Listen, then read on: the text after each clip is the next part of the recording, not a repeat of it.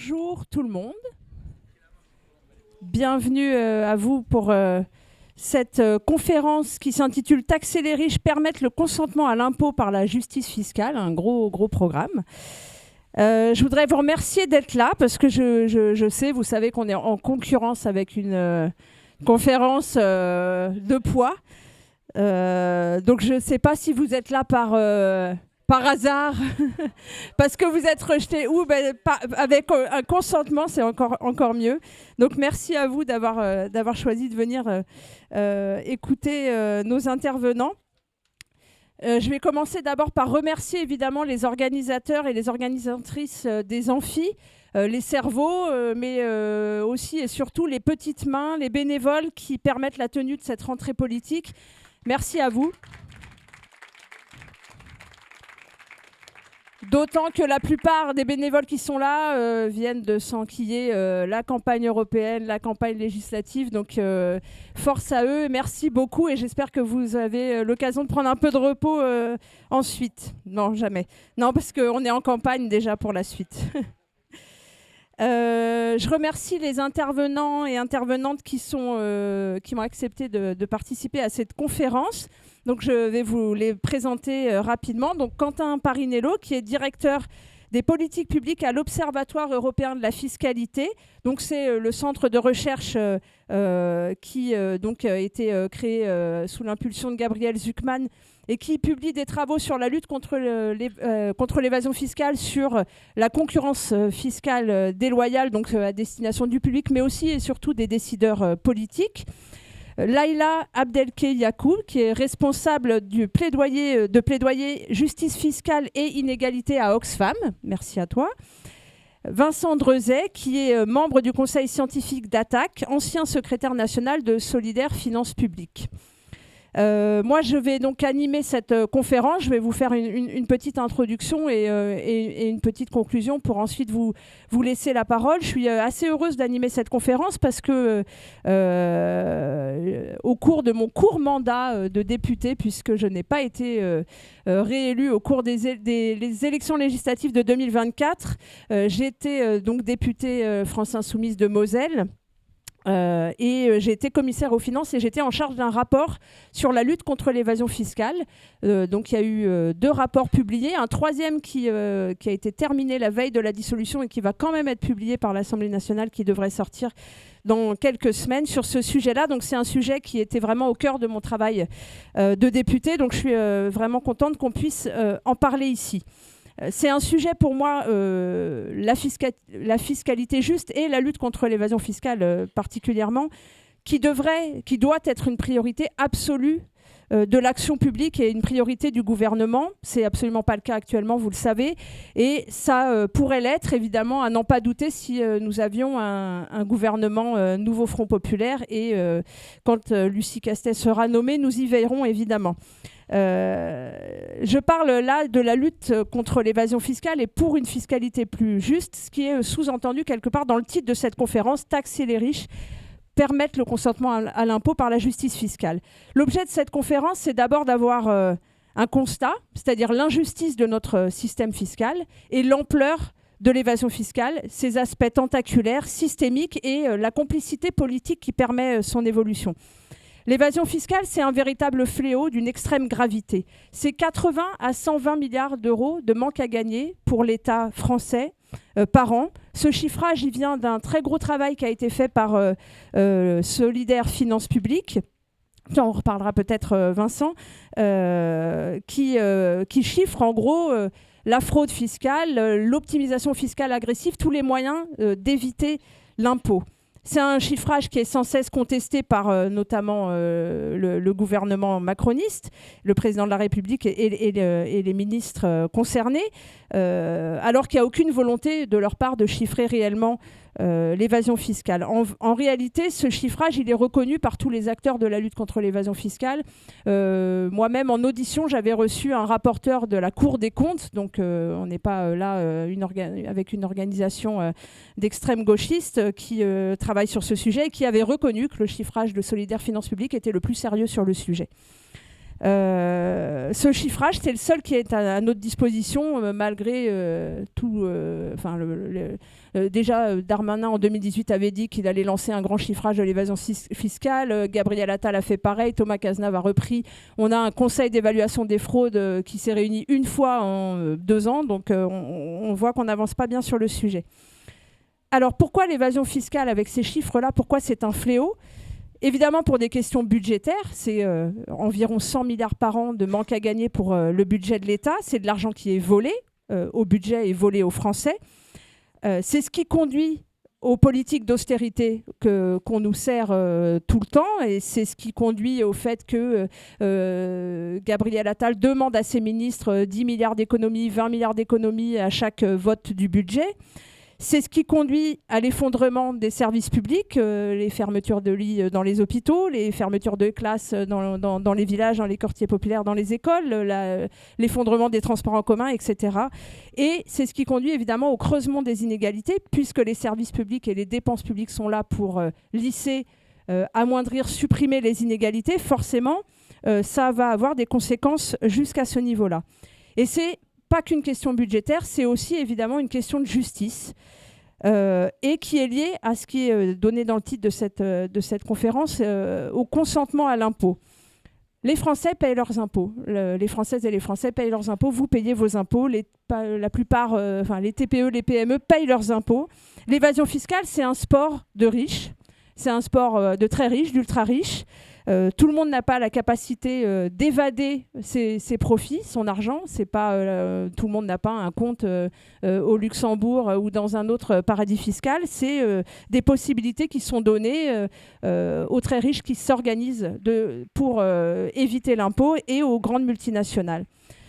Donc voilà pourquoi c'est évidemment une injustice. Et je ne vais pas être plus long, je reprendrai la parole après en fin de conférence pour relancer ensuite le débat. Et je vais passer la parole d'abord à Laïla.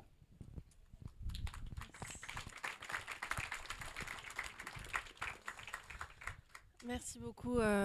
Merci Charlotte, merci à vous d'être aussi... Ok, là vous m'entendez bien.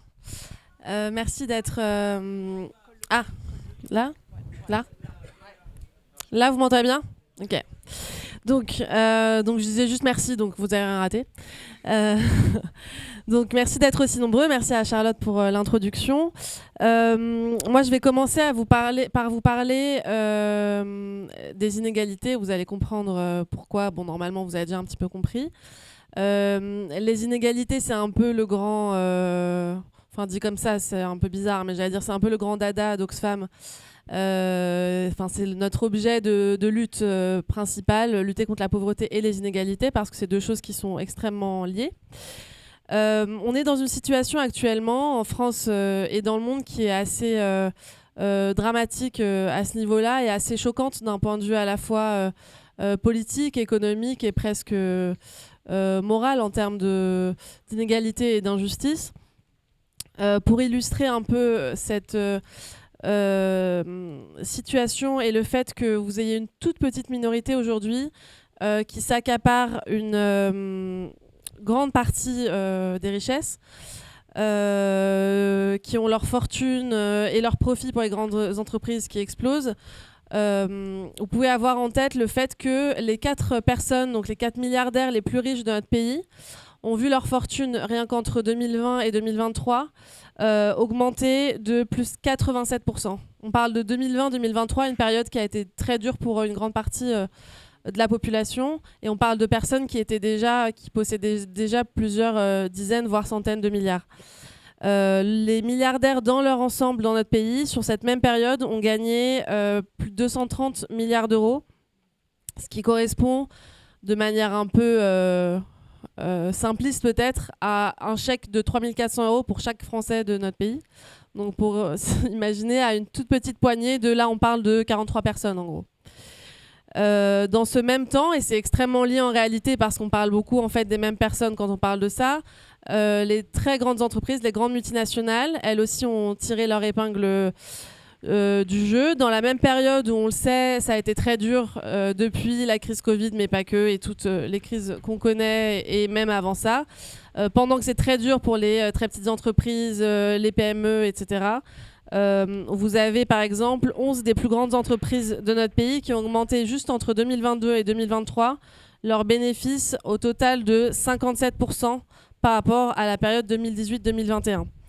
Vous avez, rien qu'en 2023, les entreprises du CAC 40 qui, à elles seules, ont réalisé plus de 146 milliards de bénéfices, dont 36 milliards qu'on a qualifiés, notamment avec Vincent qui est là, de super profits. Donc des profits qu'on considère comme étant anormaux, qui ne sont pas juste une bonne année ou une espèce de suite logique d'une progression d'une entreprise, qui sont des profits qu'on considère comme venant indirectement d'une forme de profit de crise ou en tout cas de quelque chose qui ne tourne pas rond en termes de système et de fonctionnement, parce qu'on parle de profits qui sont supérieurs à plus de 20% de plus que la moyenne des 4 dernières années. Pendant ce temps, malheureusement, la pauvreté en France est à un niveau affolant. Parfois, on peut vous dire dans certains discours que ça irait un peu mieux ou qu'on s'en sort pas si mal, etc. Le fait est qu'on se stabilise en fait à un niveau qui est dramatique de plus de 9 millions de personnes dans notre pays qui sont sous le seuil de pauvreté. C'est les chiffres de l'INSEE. C'est un niveau qui est très élevé, qu'il n'est pas normal de se maintenir dans un pays qui est censé avoir les moyens d'aider les plus pauvres, et qui est d'autant plus inquiétant que ces dernières années, on s'est retrouvé à devenir le pays de l'Union européenne qui connaît la plus grande progression de personnes menacées, de taux de personnes menacées de pauvreté par rapport à toute l'Union européenne. C'est-à-dire qu'on a plus de 17% de plus de personnes qui sont menacées de pauvreté dans notre pays. Donc qui ne rentrent pas encore sous le seuil de pauvreté, mais qui s'en rapprochent dangereusement.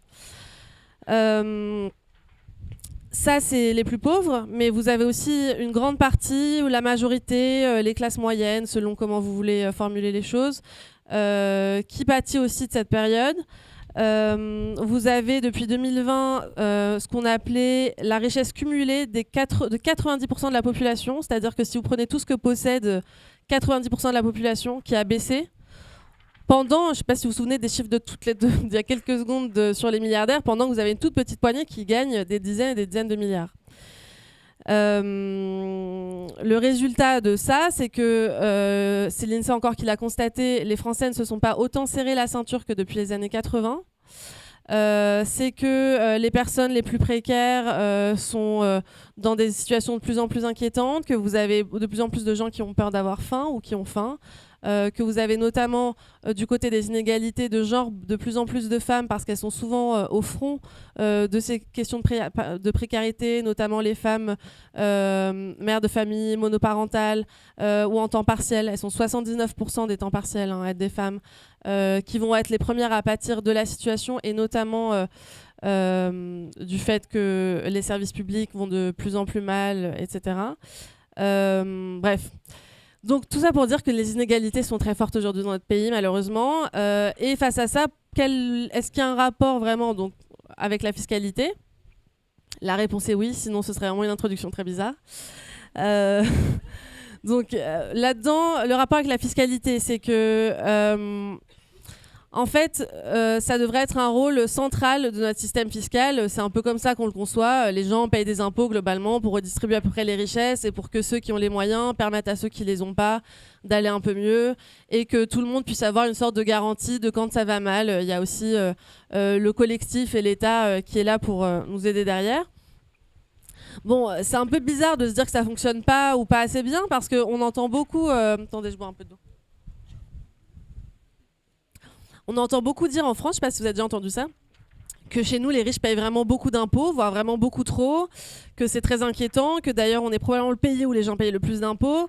Donc c'est un peu étrange que je me retrouve à vous dire que c'est pas assez, ou que en tout cas, les inégalités persistent, parce qu'on pourrait se dire, si ceux qui ont plus d'argent payent beaucoup d'impôts, et qu'il y a à ce point un petit groupe qui a énormément d'argent et d'autres qui en ont besoin, ça devrait se réguler un peu tout seul. Bon, le problème, c'est que, en fait, c'est pas tout à fait vrai. Et notamment, ce qui est pas tout à fait vrai déjà, c'est que les plus pauvres ne payent pas d'impôts. C'est-à-dire qu'on a un peu l'idée que si on est très riche, on paye un peu trop, et puis de toute façon, en dessous d'un certain revenu, on se dit non imposable, et puis de toute façon, les pauvres contribuent pas et vont être des assistés qui vont juste bénéficier, etc. Donc ça, c'est quelque chose qui est profondément... qui est un peu un grand mythe de notre pays. En fait, c'est pas vrai du tout. Tout le monde paye des impôts. Déjà, tout le monde paye la TVA. Et c'est pas du tout un détail parce que, en fait, la TVA, c'est le premier impôt de l'État. Ça rapporte beaucoup plus d'argent que l'impôt sur le revenu. Et la TVA touche et atteint beaucoup plus les personnes les plus pauvres que les personnes les plus riches. Parce que quand vous êtes plus pauvre, ce que vous allez consommer pour pouvoir vous nourrir, pour pouvoir vous déplacer, etc., va avoir une importance par rapport au reste de votre richesse beaucoup plus importante. Vous n'allez pas acheter des apparts et des yachts avec, ou vous n'allez pas laisser l'argent planté dans un compte pour faire plus de bénéfices. Le résultat de ça, c'est que les 10% les plus pauvres dans notre pays, il y a la TVA, mais il y a aussi la CSG. C'est encore un autre système, mais qui fait de fait que tout le monde, quel que soit son type de revenu d'allocation, sauf vraiment très peu d'exceptions, contribue via la CSG. C'est pas toujours visible, mais en fait contribue d'une manière qui n'est pas progressive en fonction des revenus. Donc vous allez payer le même pourcentage en général, quel que soit ce que vous gagnez. Donc le résultat de ça, c'est que les 10% les plus pauvres payent aujourd'hui plus d'impôts en proportion de leurs revenus que les 10% les plus riches. Ce qui paraît un peu délirant, mais ce qui est la réalité. Et pendant ce temps, vous avez donc... Là, on parle des 10% les plus riches, mais si vous approfondissez encore plus et que vous allez encore plus dans le détail, vous allez voir que dans le détail et dans le top du top du top, vous allez aller voir qu'à partir des 0,1% les plus riches, en fait, le taux d'imposition global, donc ce que vous payez de manière générale comme impôt, devient régressif. Donc en fait, si vous faites partie des 0,1% les plus riches, vous, peu à peu, si vous êtes au-dessus de ça plutôt, vous allez payer moins d'impôts que quelqu'un qui gagne plus. Pourquoi ? Ou plus comment ? C'est qu'en fait, au-delà d'un certain niveau, en général, vous n'avez plus vraiment de revenus, en fait. Vous gagnez vous vivez autrement. En général, vous avez du patrimoine, des dividendes, de l'argent que vous allez stocker dans des endroits en n'y touchant plus vraiment, en disant que vous l'avez pas récupéré sur votre compte. Mais tout ça, ça va vous permettre de vivre, ça va vous permettre de faire plein d'emprunts sur lesquels vous ne payerez pas d'impôts, etc. Et le résultat de ça, c'est que vous allez payer quasi pas d'impôts sur le revenu quand vous faites partie des 0,02%, par exemple, les 0,002%, donc les milliardaires par exemple, en général vont se retrouver à payer moins, ça peut descendre jusqu'à 2% seulement d'impôt sur le revenu. En fait, vous payez quand même des trucs en général. Souvent, vous vous retrouvez à quand même payer l'impôt sur les sociétés. Donc, parce qu'en fait, vous payez sur... c'est ce que gagne votre entreprise, en fait. Sauf que l'impôt sur les sociétés, il a été baissé par Emmanuel Macron et ses gouvernements. Donc, en fait, vous payez 26%. C'est pas mal, 26%, c'est mieux que 2%. Mais en fait, c'est beaucoup moins que ce que vous êtes censé payer quand vous êtes milliardaire. Enfin, c'est quand même assez inquiétant. En tout cas, injuste. Donc dans ce contexte d'injustice, vous allez avoir comme réponse politique le fait qu'en effet, la situation est dure pour tout le monde. Et donc, vous allez avoir une rhétorique, notamment des macronistes et de notre ministre Bruno Le Maire, qui va consister à dire que du coup, il ne faut surtout pas toucher aux impôts, surtout pas augmenter les impôts, voire baisser les impôts. Ce qui, quand on se dit, comme on vient de le dire, que les Français payent en fait beaucoup d'impôts, ça pourrait sonner comme une plutôt bonne nouvelle. Sauf que le problème, c'est que malheureusement, souvent, quand un macroniste vous dit qu'il ne veut pas baisser les impôts ou qu'un néolibéral vous dit qu'il ne veut pas baisser les impôts, en fait, il parle en général, qu'il veut baisser les impôts, en général, il parle seulement des impôts des riches, en fait. Donc, ça ne nous fait pas trop avancer dans notre histoire. Donc, c'est ce qu'ils ont fait dans tout le premier mandat d'Emmanuel Macron. Vous avez eu plein de réformes fiscales dont vous avez peut-être entendu parler. Vous avez peut-être entendu parler de la suppression de l'impôt sur la fortune, par exemple, de l'impôt de solidarité sur la fortune, l'ISF. Vous avez peut-être entendu parler de la mise en place de ce qu'on appelle la flat tax ou du PFU. C'est pas très sexy comme mot, mais en gros, c'est une sorte de... En fait, ça veut dire que vous pouvez payer maximum 30% en gros sur vos dividendes. Donc c'est une sorte de... C'est pas vraiment un plafond, c'est censé être un taux unique, mais en fait, vous pouvez payer moins encore, mais voilà. Et donc, toutes ces différentes réformes, il y a aussi la baisse de l'impôt sur les sociétés dont je parlais tout à l'heure. qui ont pu permettre de construire un discours où vous pouvez dire en fait, sous Emmanuel Macron, les impôts baissent, ce qui sonne comme une super nouvelle quand on galère. En fait, le résultat de ça, c'est les plus riches qui ont continué à s'enrichir. Rien qu'avec la suppression de l'ISF, par exemple, vous avez eu un gain moyen de 100 000 € pour les 1300 foyers les plus riches. C'est des chiffres du Sénat. Et qui nous ont coûté quand même plusieurs milliards par an, plus de 4 milliards par an, rien que par la suppression de l'ISF. Donc, bref, tout ça pour dire que donc, la fiscalité ne joue pas son rôle de justice comme elle le devrait. J'ai encore quelques minutes là ou pas ? Pour savoir à quel point je me lance. Et donc, comme ce rôle de redistribution n'est pas rempli, ça pose plein de problèmes, ça crée un sentiment d'injustice, ça fait qu'on manque aussi d'argent, c'est aussi le thème de notre débat, ça crée des problèmes de consentement à l'impôt, parce qu'en fait, quand vous vous rendez compte que vous avez l'impression que vous payez tout le temps, que vous n'avez pas les moyens de payer, et puis ou alors que vous gagnez pas si mal votre vie, mais que vous entendez qu'il y a des gens qui gagnent beaucoup plus autour de vous et qui en fait payent beaucoup moins, ou qui ont les moyens de se payer en effet des comptes je ne sais où, des avocats fiscalistes qui vont leur trouver les meilleures feintes, etc. Je laisserai Vincent développer sur l'évasion fiscale. Forcément en fait vous mettez à mal la confiance qu'ont les gens et l'envie qu'ont les gens de participer à cet argent, à cette sorte de pot commun censé être juste, et notamment si en plus pendant ce temps vous voyez qu'en fait à l'hôpital c'est de plus en plus dur, qu'à l'école c'est de plus en plus dur, que votre enfant n'a pas de prof quand il arrive en cours, que votre mère a attendu 4 heures aux urgences sur son brancard. En fait, tout ça, c'est le revers du service public, c'est que vous tombez dans une espèce de cercle vicieux où plus ça va, moins on a envie de contribuer comme on devrait, et plus ceux qui en ont les moyens vont se retrouver de plus en plus, que ce soit par volonté de profit ou pour ne pas se faire avoir puisque les autres le font, tomber dans cette espèce d'engrenage d'être dans le rejet de nos fonctionnements, nos institutions, etc.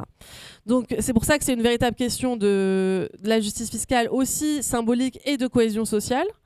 C'est aussi une question, tout de manière plus pragmatique, disons, de recettes, c'est-à-dire c'est pas juste, en fait, c'est important que les riches payent leur part parce que c'est ce qui est juste, mais c'est aussi important que les riches payent leur part parce j'avoue, on a un peu besoin de l'argent.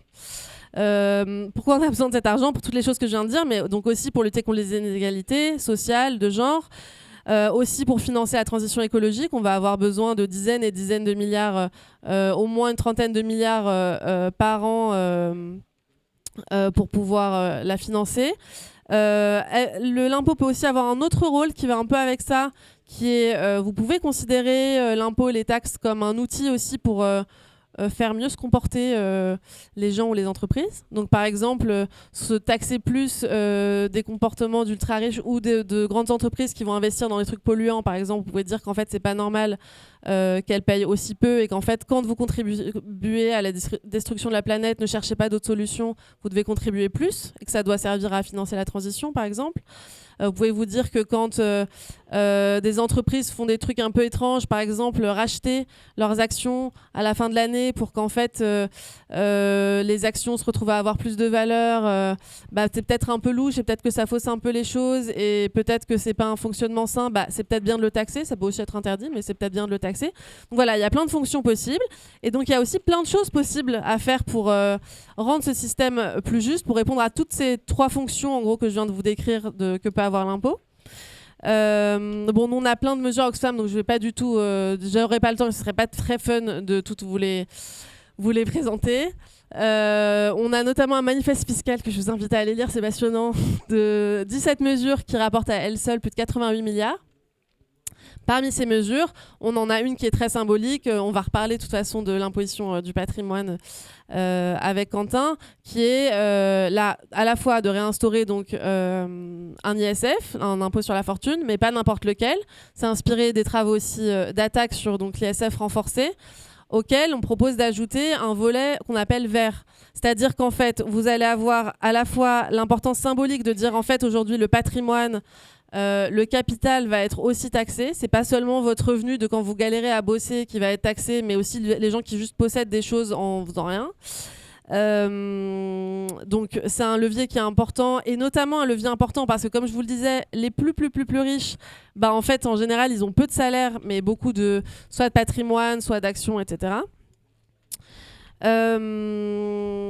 Et donc, en fait, on veut à la fois le réinstaurer. On veut le réinstaurer en évitant les écueils qu'avait l'ancien système, qui n'était pas parfait, qui avait plein de choses à revoir, plein d'abattements, de choses un peu mal pensées, de choses qui laissent de la place aussi à trouver, via les très très nombreuses niches fiscales, des manières de feinter et d'éviter l'impôt. Et à ça, on veut donc rajouter un volet qu'on appelle vert ou climatique, qui en gros permet, c'est ce que je vous disais, c'est une des fonctions aussi de l'impôt, de cibler les comportements les plus polluants. Et quand je dis ça, on parle du coup de ceux des ultra riches, hein, pas de je sais pas, de quand vous prenez votre voiture parce que vous n'avez pas de moyen d'accéder à votre travail sans avoir le choix. Dans un contexte où on parle souvent du fait qu'il faudrait contribuer plus sur la pollution, etc., mais en se rendant pas compte qu'en fait, ce sont les plus riches qui ont l'impact le plus fort. Donc on parle quand même d'une empreinte carbone des 10% les plus riches qui est 3 fois plus importante que celle des plus pauvres. Donc c'est ça qu'on veut viser, et donc un des trucs qu'on propose, c'est donc de créer sur cet impôt sur la fortune une surtaxe carbone qui permet en gros de pénaliser les actifs financiers, donc ce que vous possédez dans des entreprises qui sont détenues et qui sont les plus polluants ou carbonés, etc., pour pousser à la fois à contribuer quand on fait un truc pas bien, en gros, pour pouvoir réparer ses bêtises, mais aussi à faire en sorte que ça n'ait plus lieu. C'est-à-dire que les entreprises, par intérêt aussi financier, se désintéressent ou trouvent d'autres solutions que des méthodes polluantes, ou que juste les gens qui investissent dans ces entreprises choisissent plutôt d'investir dans des entreprises qui ont des comportements plus vertueux. Donc ça, c'est une de nos grosses mesures. Je vais donner juste un ou deux autres exemples et après je vais laisser la parole. C'est aussi la taxation des super profits dont je parlais tout à l'heure et sur laquelle on a travaillé avec Vincent. Comme je vous le disais, rien que sur 2023, le CAC 40, juste le CAC 40, donc c'est juste une partie des grandes entreprises françaises, a généré plus de 36 milliards de ce qu'on considère comme des super profits. Ça, si vous appliquez la taxation qu'on propose, ça rapporte plus de 20 milliards. C'est-à-dire que ça rapporte une grande partie de ce qu'on nous utilise aujourd'hui, ce qu'on entend dans les discours notamment de Bruno Le Maire comme menace d'argent qu'on devrait absolument trouver pour pouvoir ne pas continuer à couper dans les dépenses publiques. Donc c'est vraiment pas négligeable. Et ça, c'est qu'une part des entreprises, des très grandes entreprises. Vous avez aussi les rachats d'actions dont je parlais tout à l'heure. La question s'est posée. En fait, là, je vous donne aussi des exemples qui me semblent réalisable, c'est-à-dire pas juste dans l'absolu, mais dans notre contexte politique. À la fois, on a un peu l'impression que rien n'est réalisable, mais vous avez des choses qui deviennent d'une telle évidence ou tellement choquant que ça revient quand même de temps en temps. On a des petits soubresauts, même dans le camp macroniste, on a de temps en temps un article qui dit qu'il paraît, qu'ils y réfléchissent, etc. Alors bon, on est souvent déçus, mais il faut s'accrocher, je pense, à ces petits espoirs. Sur le rachat d'actions, Macron avait tenu un discours très clair sur le sujet en disant que c'était assez choquant comme pratique et que ce serait bien en effet au moins de pouvoir le taxer. Suite à ça, c'était l'année dernière, il y a 1 an pour le budget, la possibilité s'était posée, il y avait eu des votes, notamment avec le soutien de certains députés centristes, certains députés macronistes. Cette taxe était en théorie passée. Bon, je ne sais pas si vous avez entendu parler du 49.3, mais en fait, il y a pas mal de choses qui sont passées à la trappe. On pourrait se dire que c'est étonnant, quitte à faire passer des trucs à la trappe, c'est bizarre de faire passer à la trappe un truc que Macron a promis et qui a été voté par ses députés. Sauf qu'en fait, c'est un peu, je vais peut-être vous laisser sur cette histoire bizarre, mais ça n'a pas du tout fait de bruit à l'époque, mais il y a un article qui expliquait assez bien dans Le Monde que Bernard Arnault était super fâché. Et on ne fâche pas Bernard Arnault, qui est l'homme le plus riche de ce pays et un des plus riches du monde, et qui avait notamment mis dans la balance le fait que quand même, il n'était pas sûr d'investir autant que prévu dans les Jeux Olympiques si on gardait cette règle qui l'embête beaucoup. Et suite à ça, ça a été supprimé. Bon, ça n'a pas fait outre scandale. Je pense que c'était un peu technique comme truc, donc c'est un peu passé à la trappe. Bon, on a vu sa belle participation au JO, et je ne sais pas si vous avez vu la belle pub pour les malles Louis Vuitton pendant la cérémonie d'ouverture. Donc il a, je pense, rempli sa part du contrat. Mais ça pose une autre question, et je vais peut-être juste ouvrir là-dessus, sur au-delà de toutes les raisons que j'ai dit, de l'importance de la justice fiscale, etc., ce que ça pose en termes de pouvoir, en fait, qu'une poignée de personnes puissent avoir des moyens si importants qu'on dépend d'eux. Ce que ça pose comme question démocratique, même au niveau international. Il y en a certains qui ont des revenus ou du patrimoine plutôt qui sont plus importants que des PIB entiers de certains pays. Et même au sein de notre propre pays, qu'une personne, elle toute seule, puisse faire ce genre de chantage aussi subtil qu'il ait été. Je ne sais pas comment ça a été formulé exactement, mais enfin, ça n'a pas l'air d'avoir fait d'histoire quand ça a été écrit noir sur blanc dans le monde. Voilà, donc je laisse un peu sur cette ouverture qui est liée un peu aussi aux questions dont on a déjà entendu parler, de l'accaparement des médias, etc. Enfin, tout ce qu'il y a derrière ça, c'est tout ce qu'on peut faire avec cet argent. Si on n'est pas en train de le mettre dans la transition, dans la justice, dans l'égalité dans notre pays, malheureusement, quand on ne sait plus trop quoi en faire et qu'on a peut-être un peu trop d'yachts, on se retrouve à juste vouloir s'accaparer du pouvoir et ça pose une question démocratique importante.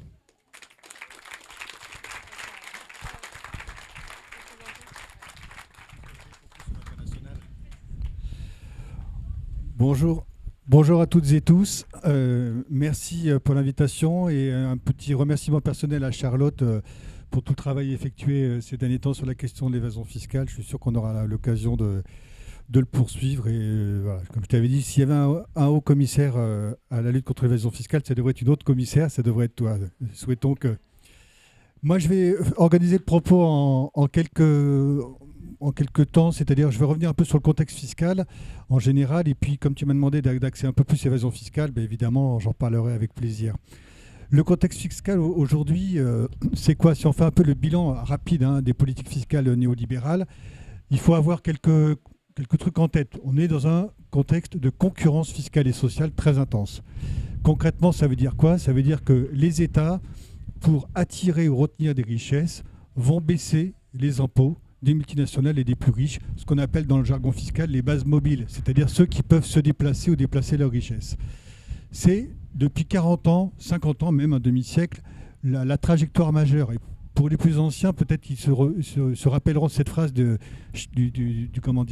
Schmidt qui disait « Il faut mener cette politique-là parce que ça va favoriser les profits. Les profits d'aujourd'hui sont les investissements de demain et les emplois d'après-demain. » Et on s'est aperçu que les profits d'aujourd'hui, c'était les profits d'aujourd'hui. Ou plutôt que les profits d'aujourd'hui, c'était les dividendes de demain et les inégalités d'après-demain. Et la politique de Macron, pour faire le lien, c'est hélas factuel. La politique de Macron, ça a été exactement ça, pas que, ça a commencé bien avant, mais lui, il l'incarne vraiment à la perfection. Il est arrivé en 2017 en disant on va baisser les impôts des entreprises, ce qui va donc donner des marges de manœuvre pour distribuer des dividendes. Et on en a vu le résultat. Et ça a continué avec, non seulement il y a eu l'impôt sur les sociétés, mais les impôts locaux des entreprises qu'on appelle impôts de production. Ensuite, on baisse les impôts sur le revenu du patrimoine.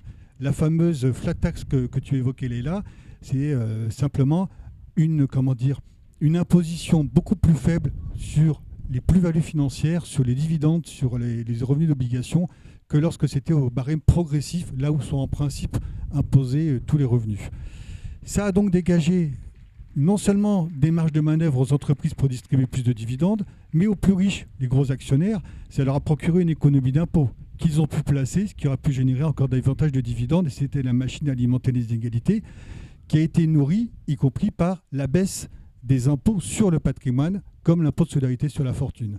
Donc l'économie d'impôts était assez fabuleuse pour une poignée de personnes, et on vous a habillé ça du ruissellement en disant non mais tout ça va favoriser les profits de demain, certes, mais l'investissement de demain et l'emploi d'après-demain.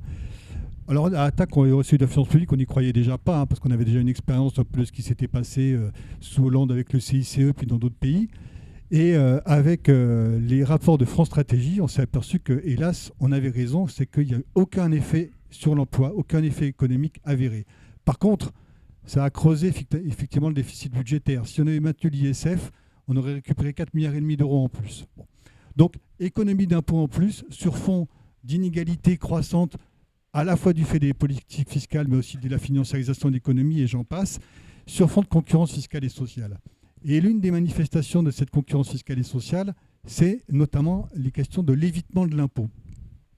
Je dis évitement de l'impôt parce qu'il y a plusieurs manières d'éviter l'impôt. On peut utiliser des niches fiscales, légalement, ou, s'agissant des entreprises, des régimes dérogatoires, j'y reviendrai un petit peu après, Puis on peut aussi... Ouais, pourtant, je suis collé au micro. Je vais un peu pousser la voix. Et on peut également frauder en tant que tel. Alors, il est là. Ça vous va? C'est bon comme ça, c'est mieux? Allez, on continue comme ça. Donc, quelques chiffres pour illustrer ça.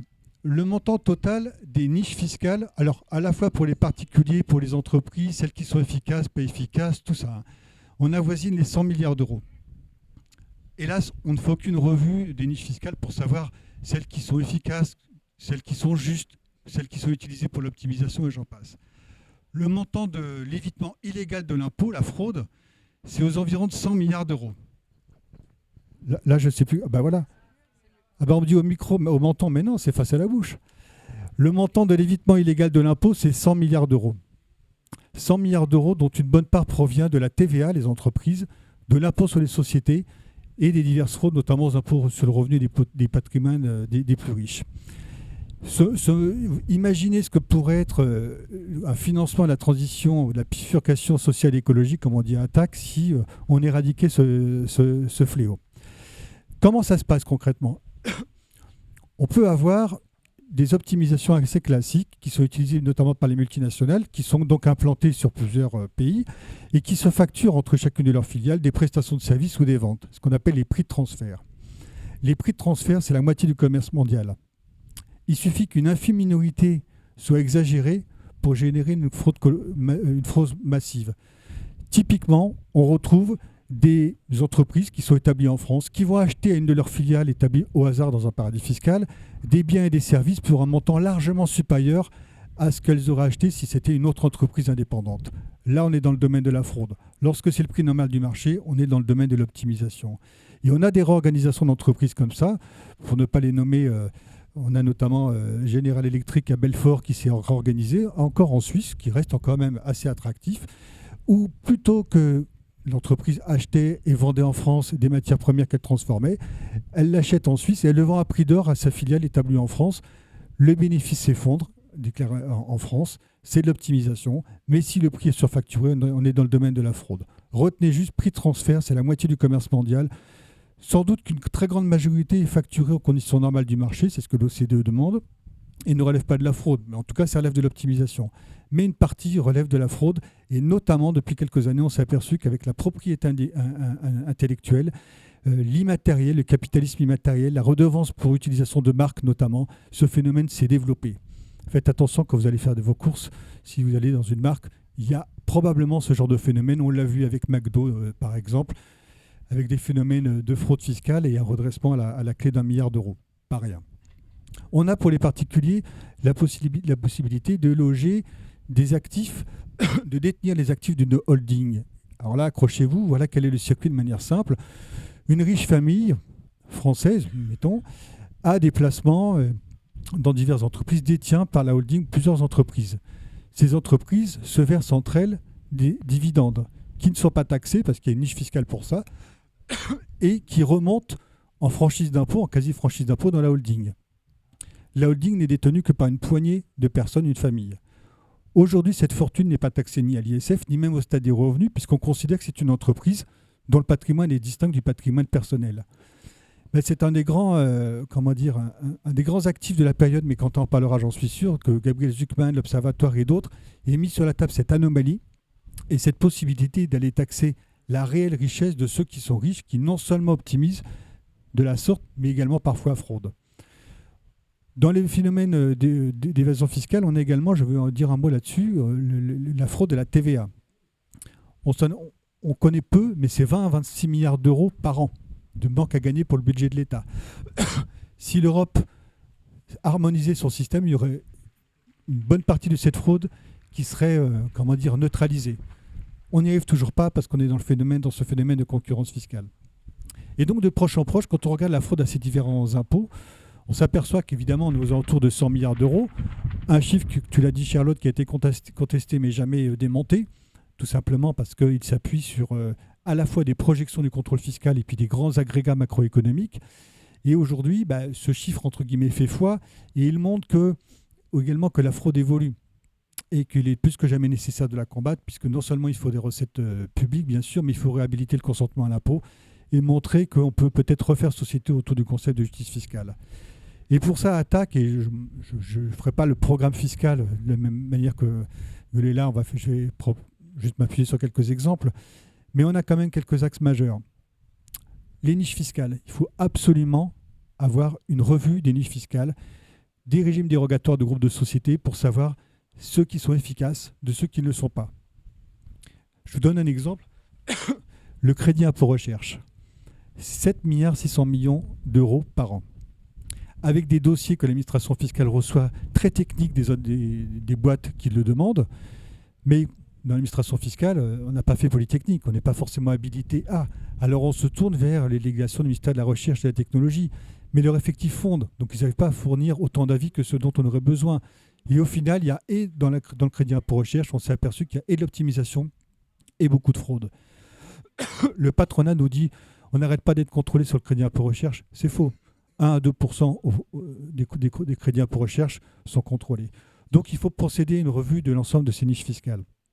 Du côté des plus riches, bien sûr, il faut qu'on se tourne, et là je rejoins pleinement Oxfam, et on travaille ensemble dans le cadre de l'Alliance écologique et sociale notamment, sur un impôt sur la fortune rénové, éventuellement avec cette teinture verte. Mais il y a un autre débat, et là je mets en garde, qui va bientôt venir, c'est la question des droits de donation et de succession. En gros, les néolibéraux ont eu l'impôt de l'ISF, ont détricoté l'impôt progressif sur le revenu. Il leur reste l'impôt sur les donations et sur les successions. Et on va vous faire le coup de George Bush il y a quelques années, l'impôt sur la mort. Il faut absolument supprimer cet impôt pour favoriser les classes moyennes, alors qu'aujourd'hui, une minorité de Français aisés sont concernés par ces impôts. Donc il va falloir défendre ça parce que ça représente bien plus que l'ancien ISF, 3 fois plus en termes de rendement.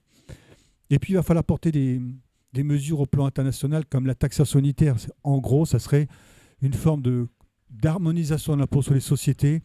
On consoliderait un bénéfice mondial et chaque pays appliquerait son taux d'impôt sur les sociétés, à condition qu'il ne descende pas en dessous de 25%, à sa quote-part du bénéfice. Cette quote-part étant déterminée par des éléments tangibles, les actifs, le nombre de salariés, le chiffre d'affaires. C'est un projet que l'on pousse notamment au niveau de l'Union européenne. Et puis sur la question de l'évasion fiscale, je ne peux pas ne pas conclure en disant il va falloir enfin renforcer les administrations fiscales, douanières, judiciaires et spécialisées. À la Direction générale des finances publiques, on a perdu 3000 emplois depuis le milieu des années 2000. Que croyez-vous qu'il s'est passé? Moins de contrôle, moins de résultats du contrôle fiscal. Gabriel Attal, il y a 1 an, a annoncé un renforcement des administrations fiscales en emploi. Non, c'était simplement un redéploiement interne. On a affaibli les administrations fiscales, douanières, judiciaires, sur ce plan-là, en France comme en Europe, parce qu'on a considéré que là aussi, c'était un élément d'attractivité. Pire, on a fait de ces administrations des conseils plus que des contrôles. Il faut réhabiliter la question du contrôle. Et puis pour conclure, il faut tout simplement réhabiliter l'impôt. Lorsque les néolibéraux vous disent qu'il faut baisser les impôts, dites-leur, ok, qu'est-ce que vous voulez supprimer? Encore l'éducation? Vous voulez supprimer le système de santé? Il faudra les attaquer de front comme ça, y compris aller parler à nos concitoyens en disant moins d'impôts, c'est moins de services publics, moins de protection sociale. Et lorsqu'il y a moins d'impôts, moins de protection sociale, on a plus d'injustice, plus de pauvreté. Merci à vous.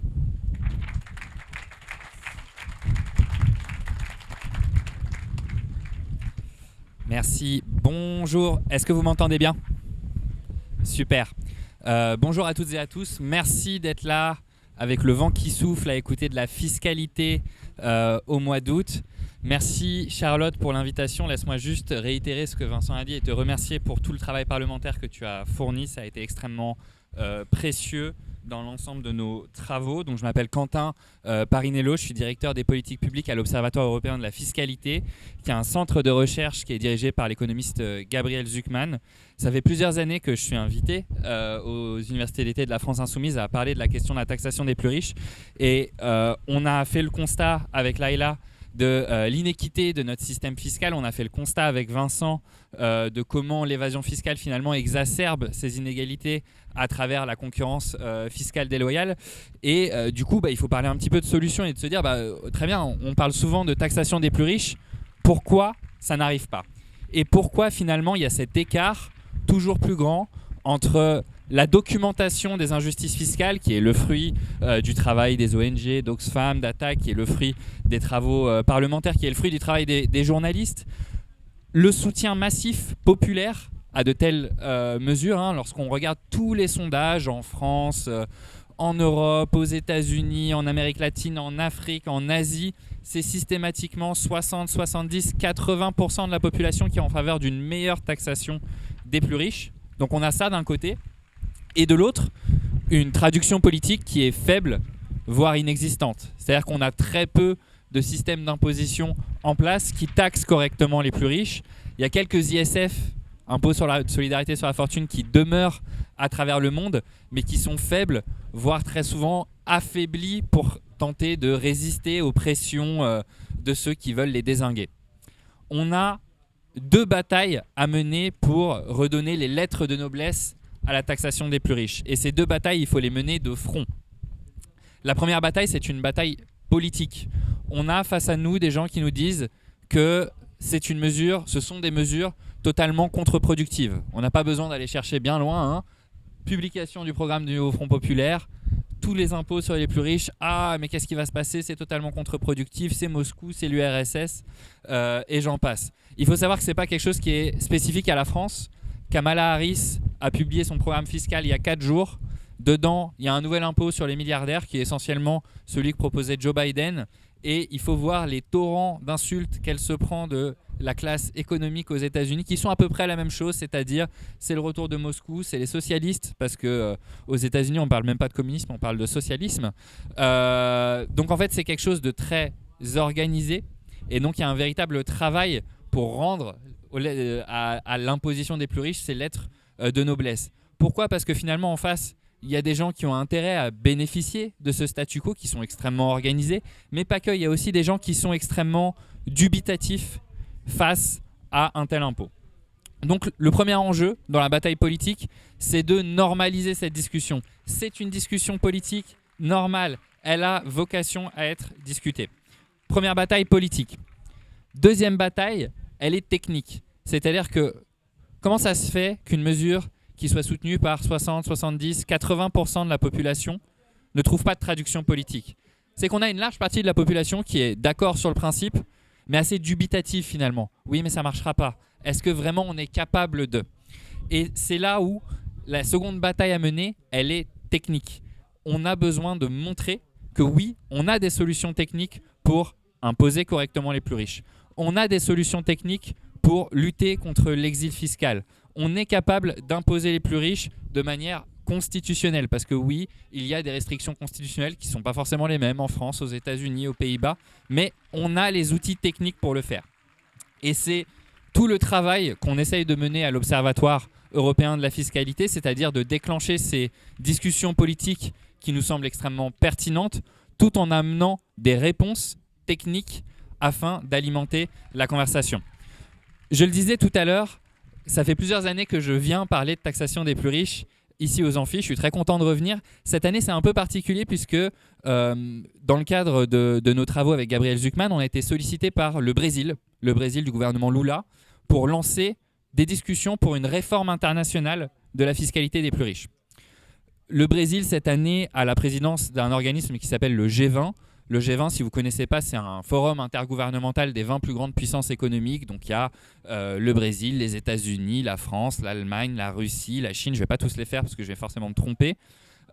Et chaque année, la présidence tourne. Il se trouve que cette année, c'est le Brésil et que Lula avait une volonté de mettre à l'agenda une vraie discussion progressive. Comme quoi, quand on a un gouvernement élu de gauche, c'est aussi un des éléments qu'on peut mettre à l'agenda international, et donc nous a sollicité.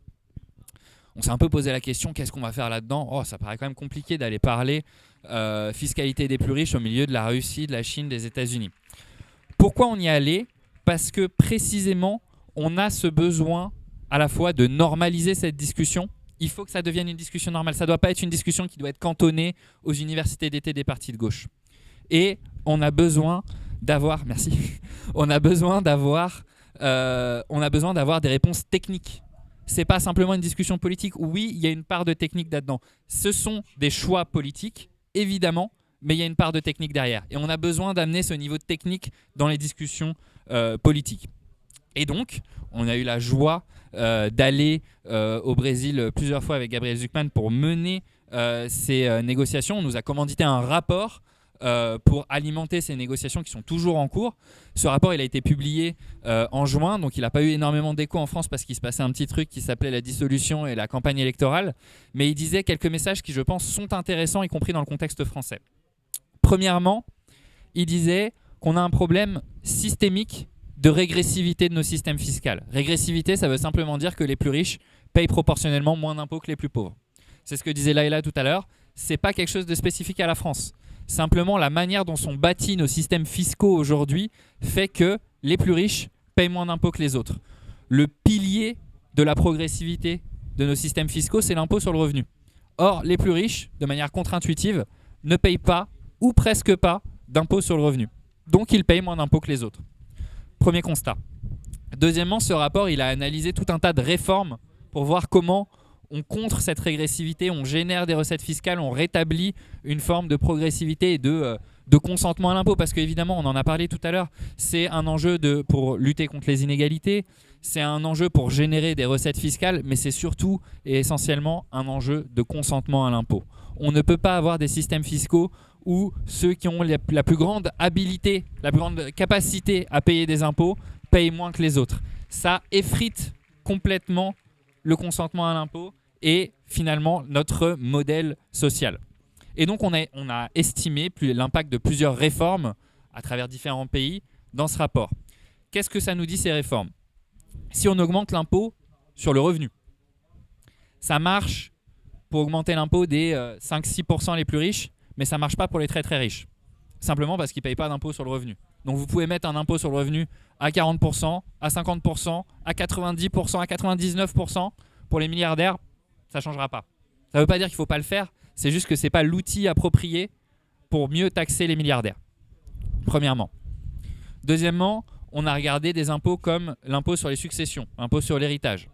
L'impôt sur les successions, c'est extrêmement important, notamment dans notre société où on est à l'aube la plus grande transmission de patrimoine de l'histoire. C'est-à-dire qu'on a un nombre incalculable de jeunes qui vont hériter de leurs parents sans jamais avoir rien fait d'autre que naître dans le bon utérus. C'est évidemment un enjeu démocratique important, mais par construction, et sauf progrès imprévu de la médecine, on ne meurt qu'une fois. Donc, ça va marcher qu'une fois. Donc, ça marche au moment du décès, mais tout le moment d'accumulation chaque année n'est pas pris en compte par un impôt sur l'héritage. Encore une fois, ça ne veut pas dire qu'il ne faut pas faire d'impôt sur l'héritage. C'est juste que ce n'est pas forcément l'outil approprié pour mieux taxer les plus riches année par année. La troisième famille d'imposition qu'on a explorée, c'est une forme d'imposition sur le patrimoine. Le revenu, c'est ce que vous gagnez chaque année. Le patrimoine, c'est ce que vous avez accumulé. C'est très facile pour les personnes qui ont beaucoup de patrimoine de structurer ce patrimoine pour ne pas avoir de revenus. Mais le patrimoine, il est là. Et donc, ce qu'on voit, c'est que la meilleure manière de taxer ces plus riches, de rétablir une progressivité fiscale, c'est une forme d'imposition sur le patrimoine. Et donc, on a fait plusieurs propositions dans ce rapport pour un impôt minimum sur le patrimoine des plus riches. On a donné plusieurs taux, on a donné plusieurs seuils. Est-ce que c'est juste les milliardaires ? Est-ce que c'est juste les centimillionnaires à partir de 100 millions ? On a dit, voilà, c'est pour vous, vous avez tous les éléments. À partir de là, vous pouvez discuter. Et donc, ça a donné lieu à toute une série de négociations. Il y a eu un premier grand sommet qui a eu lieu en juillet dernier, où les États du G20 j'ai un succès incroyable à gauche, hein.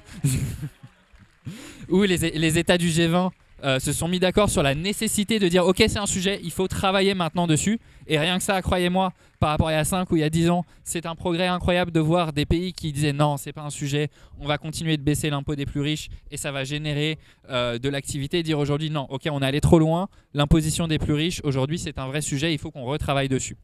En revanche, à ce stade, ces pays-là ne se sont pas encore mis d'accord sur une réforme. C'est pas forcément surprenant, hein. L'imposition des multinationales, il y a une réforme internationale, ça a pris 7-8 ans avant d'avoir un accord. Là, on est à 6 mois, on est optimiste sur le fait que ça continue, mais il va falloir beaucoup de pression. Ce rapport, enfin, il disait une dernière chose, et je pense que c'est ça qui va vous intéresser le plus. Il disait que, évidemment, comme c'est des réformes très longues, on peut attendre 5, 10, 15 ans d'avoir un consensus international, mais on peut aussi avancer sans ce consensus international. Voire même, si on regarde l'histoire des négociations internationales, les grands accords internationaux, ils fonctionnent précisément parce qu'on a un certain nombre de pays qui vont en éclaireur, qui le font avant les autres. Pourquoi ? Parce que ça met la pression aux autres. Les autres se retrouvent interpellés par leur population. On montre que c'est possible dans un pays, dans un groupe de pays. Du coup, ça fait ruissellement, si j'ose dire, sur les autres pays. Et donc, ce qu'on dit dans ce rapport, c'est qu'un pays comme la France doit évidemment soutenir cette réforme internationale, mais peut tout à fait avancer sur une imposition des plus riches. Il y aura la bataille politique, qui sera difficile, évidemment, et il y a la bataille technique. Et sur cette bataille technique, juste pour finir, est-ce que j'ai encore un tout petit peu de temps ? Je prends 2 minutes. Juste pour finir, il y a plusieurs éléments à avoir en tête. L'ISF, donc l'impôt de solidarité sur la fortune tel qu'il existait avant 2017, avant sa suppression, sa transformation par Emmanuel Macron, n'était pas parfait. Ça marchait même pas extrêmement bien. C'était un impôt qui fonctionnait assez bien sur les millionnaires, mais pas très bien sur les milliardaires. Donc la question, c'est comment on repense une imposition des plus riches, une forme d'imposition sur le patrimoine, parce qu'on a vu que c'est ça qui marche le mieux sur les très très très très riches, mais qui marche aussi sur les milliardaires. Alors, il faut arrêter avec les exceptions. Quand on est quelqu'un de très très riche, quand vous avez une base fiscale et que vous mettez une exception, c'est la meilleure manière de donner beaucoup d'argent aux intermédiaires fiscaux, aux conseillers fiscalistes pour trouver la manière de structurer votre patrimoine pour ne pas payer d'impôts. Donc la règle, c'est pas d'exception. Mais quand vous mettez pas d'exception,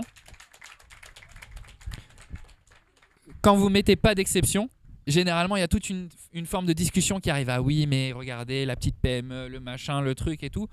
Alors, il y a une partie qui est un peu du bullshit, on va pas se mentir. Mais il y a une partie qui est très vraie. Et donc, la contrepartie à laquelle on pourrait penser par rapport à ça, c'est potentiellement de relever le seuil. C'est-à-dire qu'aujourd'hui, un ISF, ça commence à 1 million. Lorsqu'on voit les données fiscales officielles, notamment pour la France, ceux qui ont 1 million payent déjà un petit peu d'impôt sur le revenu, un petit peu de flat tax, un peu d'impôt sur la fortune immobilière. Bon, ils peuvent payer un peu d'ISF, mais si on relève le seuil de l'ISF, peut-être qu'on peut avoir une forme de compromis où on a un ISF qui fonctionne, sans exonération, mais on s'épargne le débat sur « oui, mais vous avez touché ma petite PME, etc. etc. » Ça, c'est le premier élément. Et le deuxième élément, c'est qu'il y a des limites constitutionnelles. Si vous avez écouté les débats au moment de la présentation du programme du NFP, il y a un mot qui est revenu très très très souvent, c'est « confiscatoire ». C'est pas un hasard, c'est juste que c'est un principe constitutionnel. Vous n'avez pas le droit d'avoir un impôt qui est confiscatoire. Qu'est-ce qu'on fait par rapport à ça ? C'est que dans l'ISF tel qu'il existait, il y a un plafond. C'est-à-dire que la somme de votre ISF et de votre impôt sur le revenu ne peut pas être équivalente à 75% de vos revenus. Sauf que si vous avez suivi tout ce qu'on dit depuis le début, les milliardaires, ils n'ont presque pas de revenus. Donc ça pose un problème. Donc la question, c'est comment on repense constitutionnellement un ISF où on explique que en fait, c'est une manipulation du revenu par ceux qui sont très très très en haut de la distribution pour mettre au-delà du plafond fiscal, un plancher fiscal. Comment on fait en sorte qu'ils payent un minimum d'impôts ? Et ce plancher fiscal, il ne faut évidemment pas le faire en fonction du revenu, parce que ça ne marche pas, ils n'en ont presque pas. Il faut le faire en fonction du patrimoine. Donc voilà, ça fait partie des pistes qu'on a mises dans ce rapport, qu'on espère qu'il va être discuté encore dans les prochains mois, que ce soit en France ou à l'international. Et je m'arrête là pour laisser du temps aux questions. Merci beaucoup.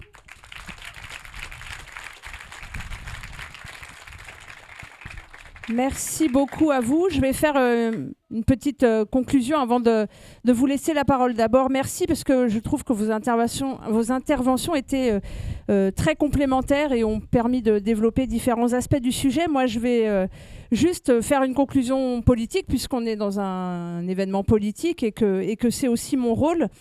Je crois que ça a été dit sous plusieurs formes par les différents intervenants. On le voit clairement. Lutter pour une fiscalité plus juste et lutter contre l'évasion fiscale, c'est une question de volonté politique. C'est vraiment une affaire de volonté politique et c'est une urgence. Parce que la fiscalité, ça a été dit aussi plusieurs fois, c'est un pilier finalement du fonctionnement même de notre société. Une petite preuve d'abord de non-volonté politique. On va d'abord parler de pourquoi il ne se passe rien et pourquoi c'est un sujet qui n'avance pas. Très rapidement, je vais vous donner juste quelques exemples parce que moi j'ai été confrontée à ça pendant 2 ans. À chaque fois que je présentais mon rapport qui portait moult recommandations qui étaient notamment issues des travaux, parce que c'est un sujet sur lequel les ONG travaillent depuis très longtemps, les spécialistes, les économistes aussi. Donc j'ai absolument pas inventé grand-chose, mais j'ai essayé de porter ça au moins à l'Assemblée nationale. nationale. Clairement, on a vu des levées de boucliers de l'ensemble des députés de la majorité présidentielle, de la minorité présidentielle, systématiquement sur ces questions-là. Je vous ai parlé tout à l'heure du Conseil d'évaluation des fraudes qui n'a jamais vu le jour, auquel Gabriel Zucman est invité. D'ailleurs, voilà, c'est la caution Gabriel Zucman, mais il ne se passe rien, donc c'est bien dommage. Donc ce Conseil d'évaluation des fraudes, c'est le fait qu'il soit bientôt existant mais jamais existant, permet de ne jamais chiffrer, permet de jamais répondre à cette question et permet de dire sans arrêt que tout ce qu'on propose, on propose ça dans le vide, puisque de toute façon, on ne sait pas. Donc voilà, ça leur permet d'évacuer tout un tas de solutions qui sont proposées. Il y a aussi, vous avez certainement entendu beaucoup, une confusion sans cesse qui est entretenue entre fraude fiscale et fraude sociale. Ça, c'est des sujets... les macronistes, les députés du Rassemblement national aussi beaucoup, ne font jamais la distinction entre les deux et mettent toujours ça dans le même pot pour noyer le poisson et mettre sur le même plan un éventuel fraudeur de la CAF avec un évadé fiscal. Pour rappel, si je ne me trompe pas, vous me corrigez, en gros la fraude aux cotisations sociales qui est issue du patronat, c'est entre 8 et 11 milliards par an selon les différentes estimations. La fraude aux prestations sociales, c'est entre 2 et 3 milliards et je le rappelle, c'est 100 milliards par an l'évasion fiscale. Donc on est vraiment dans des données qui sont sans commune mesure. Il y a aussi la malhonnêteté du gouvernement. Vous avez peut-être suivi Gabriel Attal qui se gargarisait d'un chiffre historique. 15 milliards d'évasion fiscale rentrés dans les caisses l'année dernière. Il a fait tout un plan de communication après la sortie de son plan fraude là-dessus. Ce chiffre n'a absolument rien d'historique. C'est un des chiffres les plus bas qu'on ait depuis ces dernières années. Donc il suffit juste de mentir comme ça dans les médias pour que ça ait l'air de passer. Et c'est évidemment... là aussi, quand on dit 15 milliards recouvrés et qu'on est face à 100 milliards, c'est ridicule. Mais comme les 100 milliards, ils ne sont pas validés, c'est pratique, on n'en parle pas. Donc, comme l'a dit Vincent, tout ça, l'effondrement des résultats du contrôle fiscal, c'est essentiellement lié au fait que la Macronie, depuis le premier quinquennat Macron, a complètement détricoté l'administration fiscale. C'est l'administration qui a perdu le plus de postes. C'est les fonctionnaires qui ont souffert le plus de suppression d'effectifs et avec toute une philosophie, tu le disais aussi, ils ne sont plus là pour contrôler, ils sont là pour accompagner les entreprises qui éventuellement se seraient trompées dans la déclaration. Mais donc il y a vraiment une volonté de surtout ne pas contrôler. Et puis il y a aussi, ça a été dit, tout un discours en fait sur l'impôt.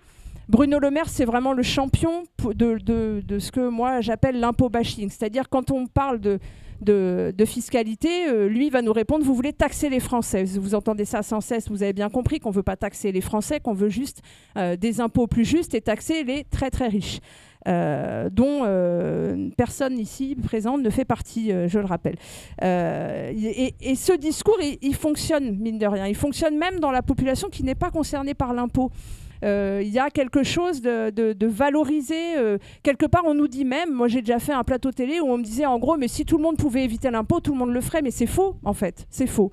Il y a cette idée que l'optimisation, quelque part, c'est d'ailleurs le mot optimisation fiscale, il est quand même mal pensé. Il montre bien qu'il y a quelque chose d'optimal et de valorisé. Je voulais vous donner le dernier exemple en date de Bruno Le Maire sur la question. Qui a proposé de façon totalement démagogique d'exonérer d'impôts de revenus les primes reçues par les médaillés français aux Jeux Olympiques. Je ne sais pas si vous avez entendu ça. Alors pourquoi ? On ne sait pas. C'est juste que... Mais là, on est vraiment dans un discours vraiment... on nous a... voilà, les Français ont suivi les Jeux Olympiques. Il y a des gens qui adorent ça, qui ont vibré avec les athlètes. Et tout d'un coup, ces athlètes qui ont porté l'honneur de la France, qui ont gagné, allez, on va les exonérer d'impôts, c'est super, c'est génial. Et voilà, tout d'un coup, le truc est aussi super valorisé. Et voilà, je ne sais pas si les athlètes à ce stade sont des contribuables à plaindre, mais je ne vois pas pourquoi leurs primes ne seraient pas taxées puisqu'elles le sont. C'est juste pour vous donner un peu des exemples de l'ambiance politique sur le sujet de l'impôt. Et je crois que le message, c'est que s'il n'y a absolument pas de volonté politique et s'il y a cette ambiance-là, c'est que nous, au Nouveau Front Populaire, on doit clairement faire l'inverse. On doit réhabiliter l'impôt. L'impôt, c'est le pot commun, c'est les petits payent petits, les gros payent gros. C'est ultra valorisable comme notion. C'est vraiment des choses qui sont extrêmement positives et qu'il faut qu'on aille redire partout. Et je suis clairement consciente qu'un gouvernement Lucie Castet nous aiderait beaucoup pour avancer sur ces sujets-là. Pour moi, quand le nom de Lucie Castet est sorti, j'étais évidemment ravie parce qu'elle incarne complètement ce sujet-là. Je ne sais pas si vous avez suivi un peu sa carrière. Vous êtes peut-être tous allés sur sa page Wikipédia quand son nom est sorti. Et vous avez peut-être vu que Lucie Castet a fait un passage à Tracfin, qui est donc les services de renseignement, services secrets de lutte contre la délinquance financière et notamment qui s'occupe de l'évasion fiscale. Donc elle a une connaissance claire de ce sujet-là. Et puis ensuite, elle est évidemment aussi passée au collectif Nos Services Publics, dont elle était une des porte-paroles et une des cofondatrices. Nos Services Publics, qui est un collectif, je vous recommande vraiment leurs analyses, qui consacrent tout leur travail à documenter les effets délétères de l'effondrement des coupes budgétaires, de l'effondrement des services publics. Donc elle a ces deux pieds-là, la délinquance financière, l'évasion fiscale et de l'autre côté les services publics, et elle incarne ce lien-là. Et pour moi, et tu le disais d'ailleurs, moi aussi je milite clairement pour un haut commissariat à l'évasion fiscale. Si on a un gouvernement NFP qui dure 48 heures, il faut au moins que ce haut commissariat soit créé, ne serait-ce que pour donner un marqueur politique extrêmement puissant là-dessus, que ça doit être un objet politique, et ça doit être un objet politique de la gauche et dont on doit s'en emparer. Alors ça, c'est ce qu'on fera quand on aura Lucie Castet Première ministre. Ce qu'il faut qu'on fasse, nous, tous ensemble, collectivement, c'est ce que je vous disais, c'est revaloriser cette question-là. C'est remettre sans cesse, et c'était un peu l'objectif de mon mandat que je m'étais donné, c'est remettre sans cesse ce sujet au cœur des discussions, que ce ne soit pas un sujet, comme ça a été dit tout à l'heure aussi, quelque part, on se dit, mais non, mais en fait, ça, c'est pas atteignable. Comme tu le disais, il y a un consentement massif. Quand vous avez fait campagne, probablement, vous parlez de ça, les gens trouvent ça dégueulasse, l'évasion fiscale. Ils trouvent ça honteux, que les riches ne payent pas leurs impôts. Mais ils n'imaginent pas qu'on peut y remédier, en fait. Et qu'on peut avancer sur ces sujets-là. Et il faut impérativement continuer à dire que c'est dégueulasse, que c'est injuste, et continuer à dire que eux doivent, que nous, collectivement, nous devons exiger que ça cesse. Et ça, je crois que c'est vraiment le message que je voudrais faire passer politique. C'est-à-dire que comme on est en campagne, on en sort, on en rentre, on y est bientôt. À toutes les portes, c'est ça qu'il faut dire. Arrêtez de dénoncer votre voisin qui, selon vous, est un assisté ou selon vous, touche le RSA, ne fait rien. Parce que on est vraiment dans la campagne du RN, c'est ça. On va taper sur le plus faible que soi, parce que s'il y a plus faible que soi, au moins, nous, on n'est pas les plus faibles. En réalité, maintenant, il faut taper sur les plus forts. Il faut taper sur les plus riches. Il faut leur demander de payer. Il faut leur demander de mettre de l'argent au pot commun pour qu'enfin, tout le monde puisse vivre dignement. Donc voilà le message que je voulais vous faire passer. Et on va prendre vos questions.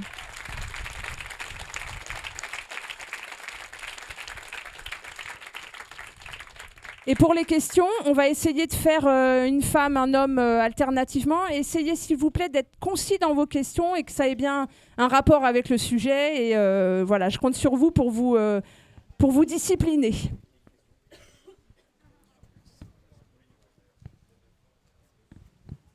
Merci. Donc moi je suis Isabelle et je suis assistante sociale. Voilà, tout à l'heure vous évoquiez les plus riches d'entre nous qui sont exonérés parce que tout est bien fait. Eh bien moi je voudrais juste vous exposer ceux qui, à leur façon, les plus pauvres d'entre nous, même si ça me gêne d'utiliser le mot pauvre parce que ça me fait mal, mais peu importe, je vais quand même le dire comme ça. Les plus pauvres d'entre nous, sur qui l'État actuel, depuis quelques décennies déjà, récupère de l'argent sur les prestations sociales. Et je m'explique rapidement. Voilà, je prends juste le RSA. Le RSA, lorsqu'il est donné à la personne, si vous allez sur le site machin chouette de tout ce que vous voulez, vous avez une somme. Et bien de cette somme est systématiquement enlevé ce qu'on appelle le forfait logement. Je prends un exemple, pour une personne seule, le forfait logement est de 76 € et des brouettes. Bel et si bien que si vous avez avec votre RSA 100 € d'allocation logement, d'emblée, 76 € vous est retiré de votre RSA. Ça, c'est une chose. Pour 3 personnes, c'est 188 et des brouettes qui est retiré par mois. Ça, c'est pour le RSA. Donc, systématiquement, l'État, ce qu'il donne d'un côté, récupère de l'autre. Alors là, c'est encore pire parce que je ne comprends pas le raisonnement. Peut-être que vous pourriez m'expliquer si vous le comprenez. C'est sur la complémentaire santé solidaire. La complémentaire santé solidaire, c'est ce qui remplace la CMU et ce qu'on appelait l'ACS. L'aide à la complémentaire santé, c'est ce qui permet aux plus en difficulté d'entre nous de pouvoir se faire soigner aujourd'hui. Dans le cadre de la CSS, donc la complémentaire santé solidaire, là encore, pour en bénéficier, on fait le calcul de vos ressources sur les 12 derniers mois précédant le dernier mois de la demande. Et à ces ressources, vous devez ajouter ce fameux forfait logement. Et là, je me dis, bon, c'est quoi le lien entre la santé et le logement? Moi, je ne sais pas, mais il y en a sûrement un puisqu'il existe. Donc, il faut savoir que les plus pauvres d'entre nous, en fait, eh bien, à leur façon, remboursent ce qu'on leur donne. Donc ça, si d'un côté, on facilite les choses pour les personnes qui, elles, sont très, très, très, très riches, eh bien, au bas de l'échelle, on récupère le peu qu'on donne aux plus pauvres d'entre nous. Alors après, on nous dira effectivement pour les bénéficiaires du RSA qui ne foutent rien, blablabla, ça on le sait. Mais même pour la prime d'activité, c'est ce que la CAF verse aux personnes qui ont des bas salaires. Les bas salaires, pour les entreprises, il y a des aides pour les entreprises qui versent des bas salaires. Eh bien, si moi je suis employeur, je ne vais pas forcément augmenter votre salaire, sinon je ne vais plus avoir le fric qui va descendre de là-haut. Donc, je vais vous verser un bas salaire qui sera en partie compensé par la prime d'activité.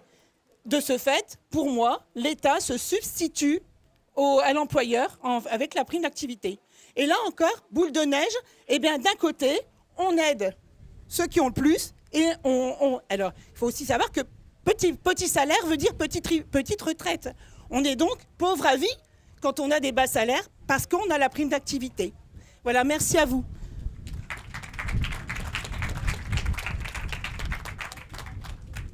Bonjour, c'est une question très rapide, est-ce que une niche fiscale peut vraiment être efficace? Parce que souvent ils disent avant de la supprimer, on va faire une audit, voir si elle est efficace, enfin une audit ou un conseil. Et c'était ça ma question. Voilà. Est-ce que ça existe réellement une niche fiscale efficace? Bonjour, merci à tous les quatre pour vos interventions et votre travail. Ma question, c'était en fait ce qu'on entend assez souvent dans les discussions quand on discute de taxer les riches, c'est souvent on nous dit mais si on taxe les riches, ils vont partir. Et j'ai énormément de mal à répondre à cette question-là et je voulais savoir du coup quelle est la réalité de ça. Est-ce que vraiment quand on taxe les riches, ils partent et si oui, quelle solution il y a à part de faire un système international? Voilà, merci.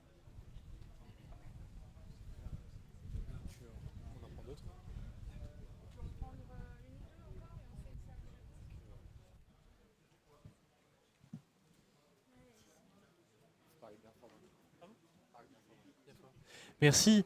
Vous parliez du fait que les riches polluent plus, les ultra-riches polluent beaucoup. Est-ce qu'on pourrait imaginer un impôt sur le capital qui devienne progressif jusqu'à atteindre 100% et donc, au-delà d'un certain seuil, empêcher et donc à terme avoir un patrimoine maximum, par exemple 50 millions d'euros. Au-dessus de 50 millions d'euros, on prend tout, comme Mélenchon disait, je prends tout l'héritage. Là, on prend tout le patrimoine avec un impôt sur le capital à 100% au-delà d'un certain seuil. Merci.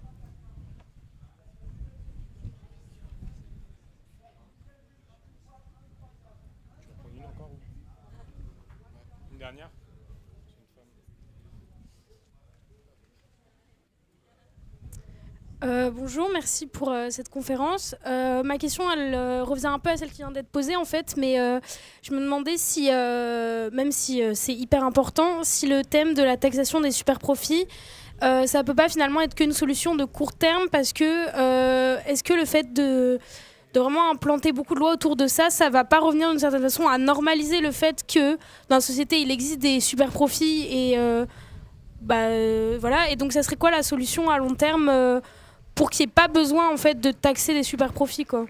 Voilà.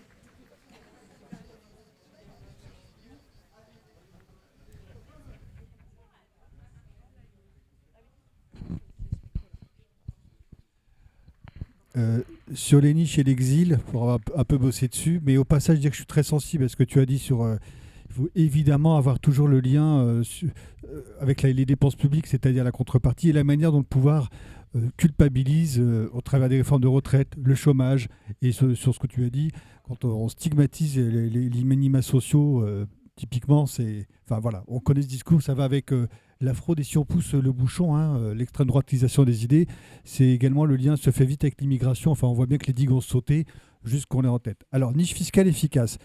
Alors, une niche fiscale, déjà, dans le jargon budgétaire, on appelle ça une dépense fiscale. En théorie, c'est fait pour inciter à des comportements vertueux, favoriser un secteur d'activité, par exemple. Donc, on s'aperçoit que c'est quelque chose d'assez compliqué. Je veux dire par là, c'est qu'il peut y avoir des niches qui se justifient sur l'aide à la dépendance, par exemple. Il y a des niches où c'est un peu plus compliqué. On a beaucoup travaillé sur l'emploi à domicile. L'historique de cette niche, c'est qu'en 92, Martine Aubry l'a créée pour régulariser des personnes qui travaillaient pour des particuliers qui n'avaient pas de droits sociaux. Donc il fallait aussi reconnaître ça. Dans un premier temps, le plafond était très bas. Et ça a marché parce que c'est des classes moyennes qui embauchaient 2-3 heures par semaine des personnels à domicile parce que le ménage, voilà. Donc ça a régularisé les situations. La droite, sous Juppé puis Raffarin, a relevé le plafond. Aujourd'hui, une famille de 2 enfants peut réduire son impôt de 7 500 €. Donc ça veut dire qu'il faut déjà avoir la capacité de verser 15 000 € de salaire, parce qu'on prend en charge la moitié, donc, c'est-à-dire avoir des bonnes capacités. Et en fait, on s'aperçoit qu'à un plafond bas, c'est efficace. À un plafond haut, il y a des effets d'aubaine. Et moi, j'ai fait un calcul. Si on diminuait simplement le plafond, on le divisait par 2, les classes moyennes seraient épargnées. Il y aurait toujours ce soutien. Alors après, on peut discuter des formes d'emploi, des conditions de travail, mais c'est une autre discussion. Et on récupérait 5 à 700 millions d'euros. Tout simplement parce que le bénéfice de cette niche est très concentré. Et puis, vous avez des niches qui sont inefficaces, coûteuses, inefficaces. On a vu ça notamment dans la pierre. Tous les dispositifs dans la pierre, dans l'immobilier, ont été massivement utilisés par les plus riches qui ont défiscalisé. Et ça a provoqué non seulement un manque à gagner, mais en plus, il y a eu des effets sur les marchés immobiliers locaux qui sont très néfastes. Voilà. Donc l'idée d'une niche, de la revue des niches, c'est de dire entreprise, particulier, revenu, patrimoine, on regarde tout, on voit ce qu'on garde, ce qu'on réforme, ce qu'on supprime. Mais l'enjeu, c'est bien qu'il y en ait moins,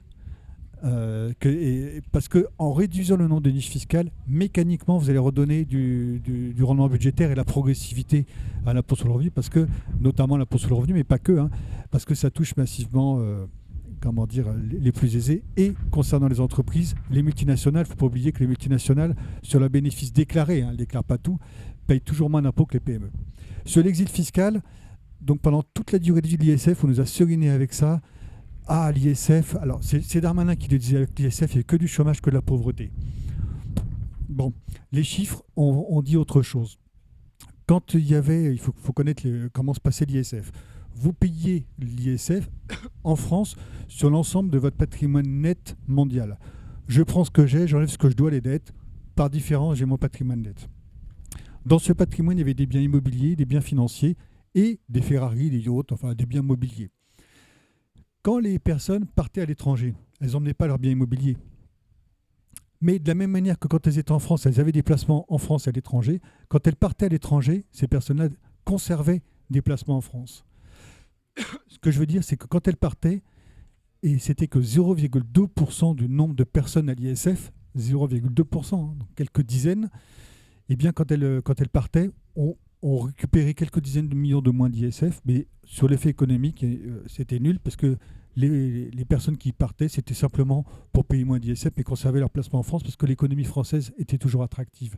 Donc pour répondre à ta question, on peut avoir un ISF en France, un ISF rénové, pas comme il était avant. Effectivement, quand on a parlé là-dessus, on est tout à fait d'accord. Assiette large, quitte à relever le seuil d'entrée. Il ne faudrait même pas qu'on tarde, parce qu'il y a déjà des pays qui sont sur cette voie-là. Et donc, là où on pouvait être un exemple, aujourd'hui, on va être un peu en retard.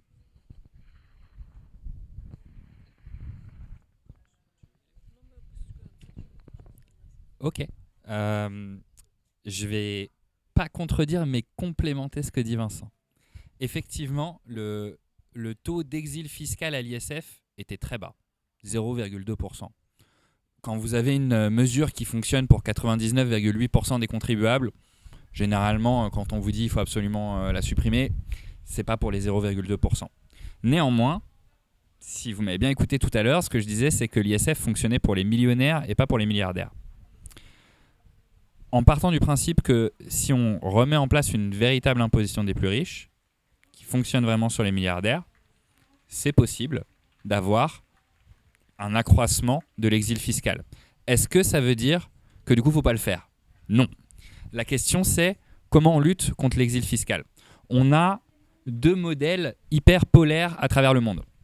On a le modèle de la majorité des pays, dont la France, qui est de dire vous êtes devenu riche dans un pays, vous avez vécu toute votre vie dans un pays, vous décidez de changer de résidence fiscale à partir du 1er janvier de l'année d'après, fini, vous n'êtes plus un résident fiscal, vous ne payez plus d'impôts.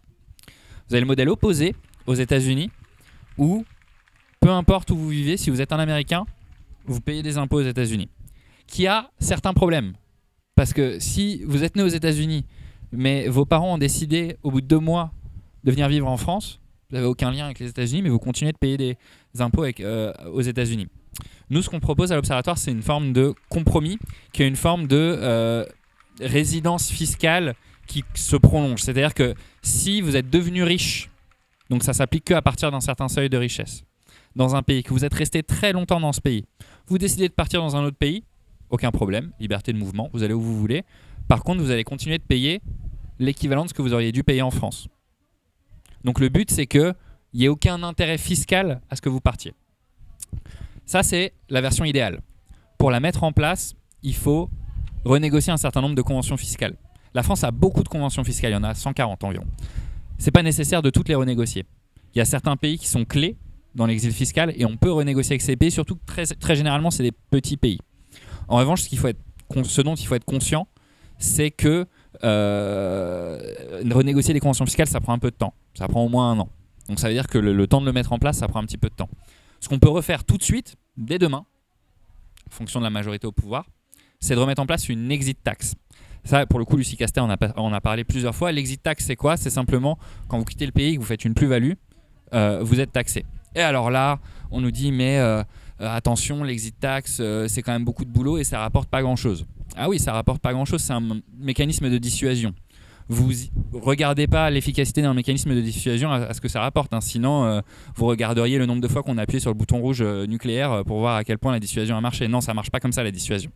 Donc non, l'exit tax, ça fonctionnait, ça a été largement amoindri sous le quinquennat d'Emmanuel Macron et c'est possible dès le début, comme un premier pas de dissuasion de l'exil fiscal, de remettre en place une exit tax avant d'avoir cette espèce de résidence fiscale prolongée qui fonctionnerait pour le coup beaucoup mieux. Et 20 secondes, et après je te passe la parole, sur les super profits, c'est une super question.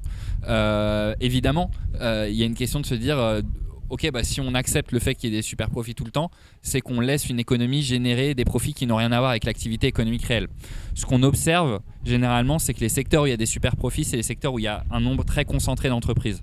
Donc il y a des situations oligopolistiques et donc il y a un petit peu de normes à la concurrence à faire jouer également, mais là on sort un petit peu des questions fiscales.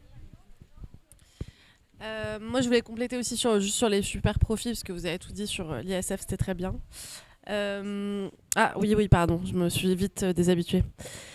C'est en effet une question qui est intéressante sur les super profits, qui fait un peu écho à... ça a été évoqué là, mais un truc qu'on entend souvent qui est de dire si vous faites telle et telle mesure, en effet, du coup, en fait, ça va plus rapporter d'argent au bout d'un moment parce que les gens feront autrement, etc. En fait, une des fonctions de l'impôt, en effet, c'est de rapporter de l'argent, mais c'est, comme on l'a dit aussi, d'influer les comportements. Donc, en fait, si on fait une mesure qui fait qu'ensuite il n'y a plus de super profit, en fait tant mieux, ça veut dire qu'on a réussi, on trouvera l'argent ailleurs, c'est pas grave, il y en a, ça va aller. Mais par contre, en effet, il y a cette question de la normalisation. Moi je pense que en tout cas, nous, en parlant de super profit, en amenant ce terme dans le débat public, en parlant du fait de vouloir les taxer, en fait ça les a aussi rendus visibles. C'est pas, en effet, peut-être pas parfait, mais ça fait qu'on en parle, ça fait qu'on s'insurge en disant « Attendez, mais en fait, c'est vrai que ces chiffres, ils sont quand même un peu étonnants, voire scandaleux. » Ça fait qu'on peut envisager, peut-être, nous, on propose cette solution, il peut y en avoir d'autres. Peut-être dans un monde idéal, ça pourrait être interdit, taxé à 100%, etc. Bon, ça pose toujours des questions compliquées. On a parlé tout à l'heure de la question du confiscatoire qui complique un peu, mais ça peut déjà être taxé à un taux assez élevé, par exemple. D'une manière, en fait, l'idée derrière, c'est à la fois symbolique de dire c'est pas normal, donc il faut que les gens payent non seulement juste l'impôt habituel, mais un truc en plus. mais aussi de dire, en fait, comme on va taxer en plus, l'idée, c'est que ça devienne moins intéressant de faire ça.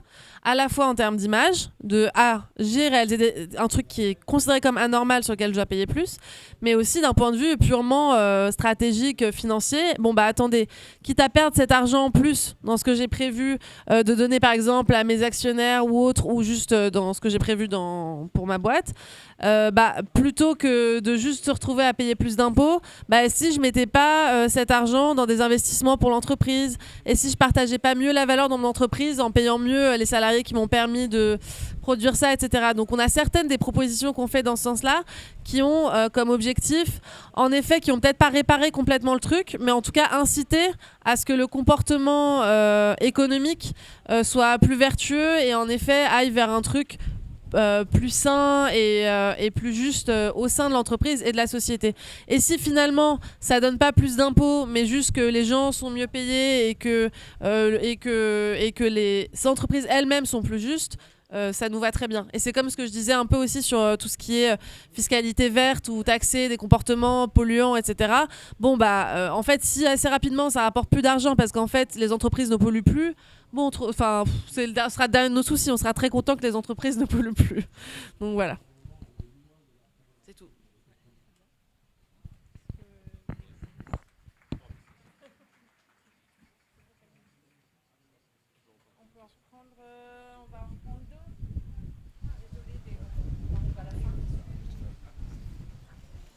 Oui, on a beaucoup parlé de l'impôt, mais on n'a pas parlé du consentement. Le thème, c'était le consentement à l'impôt. Et je crois que aborder le sujet par l'aspect du consentement, ça déroule tout le programme qu'on veut mettre en place, en fait. C'est-à-dire qu'on ne peut concevoir à payer un impôt que si on a un niveau de vie correct. Et donc, ça pose la question des revenus minimums. Pour l'instant, on est peu ambitieux, finalement, dans notre programme, parce que qui arrive à vivre bien en ville avec 1 600 € par mois, qui arrive à vivre même à la campagne avec les minima sociaux. Donc, ce n'est pas la peine de parler à des gens qui touchent si peu d'argent de l'impôt. À la limite, ça ne les concerne pas. Et j'aimerais à la limite que ne pas payer d'impôt...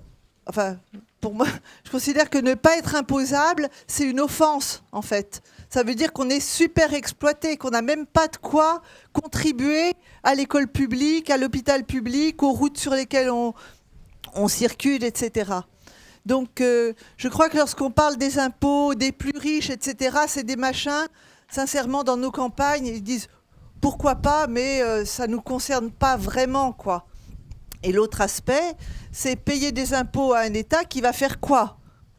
C'est-à-dire que, et là, je pense qu'on est assez nombreux dans la salle, à pas avoir envie de filer plus de fric à Macron, quoi, tout bêtement, pour qu'il en fasse n'importe quoi.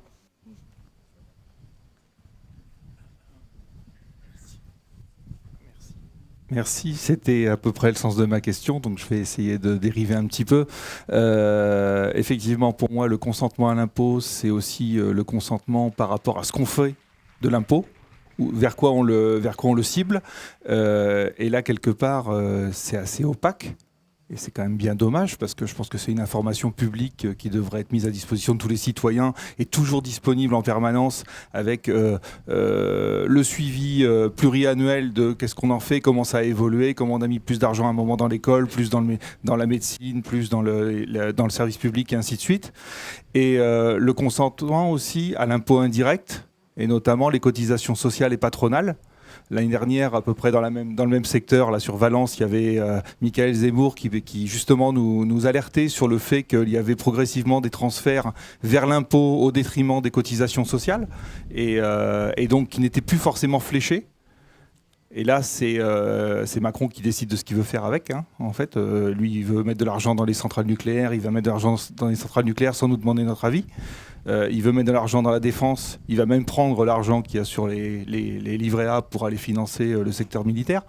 Ça, c'est inacceptable. C'est pas ça dont on a besoin. Donc effectivement, je suis d'accord, c'est aussi le consentement, il passe par là. Le consentement, c'est pas uniquement les pratiques sexuelles de Bruno Le Maire dans ses romans, qui ressemble plus à un programme d'ailleurs à destination des plus riches et effectivement au détriment du séant des plus pauvres, quoi.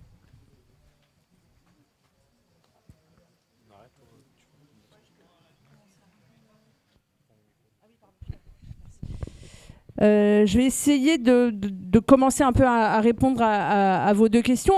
Il me semblait qu'on avait quand même évoqué cette histoire du consentement à l'impôt. Notamment, Laïla avait parlé du fait qu'on est plus réticent à payer l'impôt quand on se demande à quoi il sert et quand on met en effet 5 heures, 6 heures à être reçu à l'hôpital, quand on n'a pas d'enseignant devant les élèves ou qu'on a une fermeture de classe dans son village. Tout ça, l'effondrement des dépenses publiques et des services publics qui sont financés par ces dépenses publiques fait qu'on a l'impression de donner de l'argent pour assister à la destruction où on se demande où va notre argent. Et donc tout ça va ensemble en fait. C'est-à-dire qu'à partir du moment où on érode les rentrées fiscales et qu'on permet l'effondrement des services publics par le fait qu'on ait des politiques d'austérité qui ne tapent que sur les dépenses publiques et pas sur les recettes fiscales, fait qu'on mine le consentement à l'impôt. Et ça, c'est vraiment un levier qui est extrêmement important et qui fait que les gens ne voient plus l'utilité de payer des impôts. On est un peu dans la même chose sur la question du salaire socialisé. Quand on discute avec beaucoup de gens, les gens ne comprennent pas leur fiche de paye, le salaire net, le salaire brut, et ils ont l'impression de se faire voler de l'argent, mais parce qu'ils sont très désinformés sur à quoi sert le salaire socialisé, comment ça leur est rétribué. Et en effet, on a tout un pan des cotisations sociales qui disparaissent et qui sont pris en relais sur certains impôts. Donc tout ça est dévoyé à différents niveaux et tout ça mine le consentement à l'impôt. Et c'est pour ça que parler de l'impôt des plus riches, ça permet, à mon sens, de redonner de ce consentement à l'impôt, seulement si on arrive à faire payer les gens à leur juste participation. Et moi, je suis assez d'accord avec vous, j'aimerais que tout le monde paye des impôts. Et la question des salaires, ça va avec, évidemment. La question, de toute façon, c'est que les gens puissent travailler, vivre de leur salaire et ne se sentent pas à compter les sous à la fin du mois pour savoir comment ils vont nourrir leurs gosses. On ne peut pas avoir un consentement à l'impôt dans une population qui n'arrive pas à finir le mois. C'est pas possible. Ça ne fonctionne pas. Donc tout ça est lié parce que c'est l'effondrement de l'impôt qui génère, qui effondre, qui accélère les inégalités et les inégalités qui accélèrent le non-consentement à l'impôt. Donc c'est un cercle vicieux quand on est sous un gouvernement Macron et c'est un cercle vertueux quand on est sous un gouvernement, je l'espère, du nouveau Front populaire qui réenclenche de la dépense publique pour réenclencher de la consommation et remettre en route les services publics. Je fais juste une petite parenthèse aussi. Je ne sais pas si vous vous souvenez, je ne me souviens plus du nom exactement, mais Gabriel Attal avait fait un site internet où va mon impôt. C'était un truc comme ça. Et en avoir pour mes impôts. C'est quand même... voilà. Et on pouvait aller regarder sur Internet si notre impôt avait servi à construire un collège ou je ne sais quoi. Moi, j'avais trouvé ça hyper vicieux parce qu'en fait, on peut communiquer sur ce qu'on fait avec les impôts, mais ça dépend qui communique. Vraiment. Quand c'est Gabriel Attal qui communique, c'est de l'arnaque en fait. Et c'est vraiment... c'est tout le contraire de la philosophie même de l'impôt qui est un pot commun. Quand on met au pot commun et que le monde autour de nous va bien, on ne se pose pas de questions sur comment utiliser le pot commun. Mais quand ça fonctionne mal, on a plutôt envie de mettre de l'argent dans le collège où va notre enfant. On a plutôt envie de mettre de l'argent dans Notre-Dame si on est un riche milliardaire. Donc on va flécher. On va flécher l'impôt, on va flécher ce qu'on veut donner parce qu'en fait, c'est ce dont on a besoin. Et on ne pense plus collectif. Et ça, c'est aussi un problème. Donc oui, communiquer sur ce que collectivement fait notre impôt, ça c'est important, mais pas individuellement, je pense. Je ne sais pas si vous voulez ajouter quelque chose. Ouais, vas-y. Moi, je vais pas me relancer dans des longues explications, mais je voudrais juste quand même redire à propos de cette question de pas être imposable et ne pas se sentir concerné et tout. Pour les plus pauvres, en fait, ce que j'essayais un peu de dire tout à l'heure, c'est que c'est vrai que c'est une expression qui est utilisée, mais que, en fait, être non imposable, c'est être non imposable à un tout petit bout d'impôt, quoi. Et en fait, tout le monde, y compris les plus pauvres, y compris les gens qui n'ont pas de salaire, etc., paye des impôts, paye la TVA, presque tout le monde paye la CSG, d'une manière qui est proportionnellement pas juste, à tel point que, ce que je disais tout à l'heure, c'est que les 10% les plus pauvres payent une plus grande part, une plus grande proportion d'impôts sur leurs revenus que les autres.